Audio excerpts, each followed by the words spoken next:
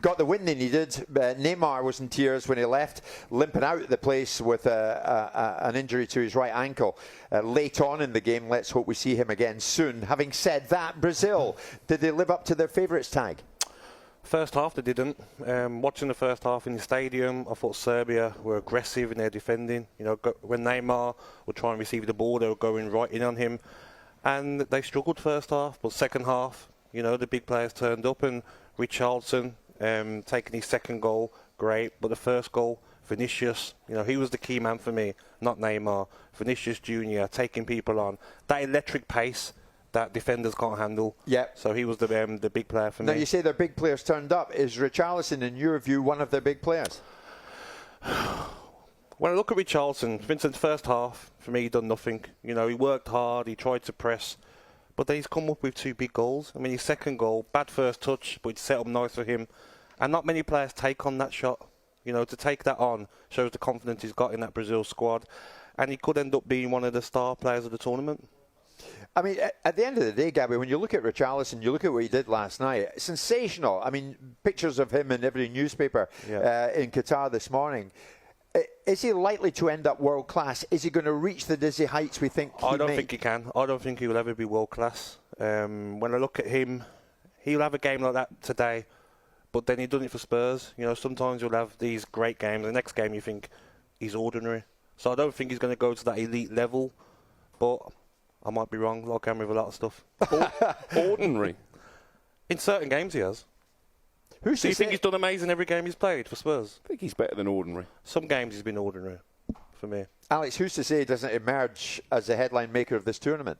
Well, I mean, if you start like that, you know, you mean to go on like that. Yeah, absolutely. And again, it might sound outlandish, but actually Brazil maybe looked a better team.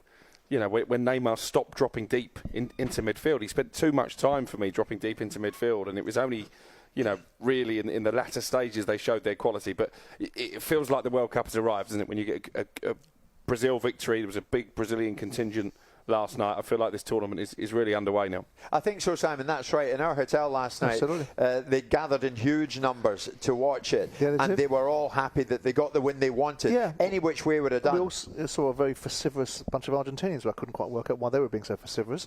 But I think Richarlison will have an impact on this tournament. You know, I did something the other day with Graeme and Sam Allardyce, and they were talking about their people that they wanted to watch out for in the tournament. And I said, I think Richarlison will score goals.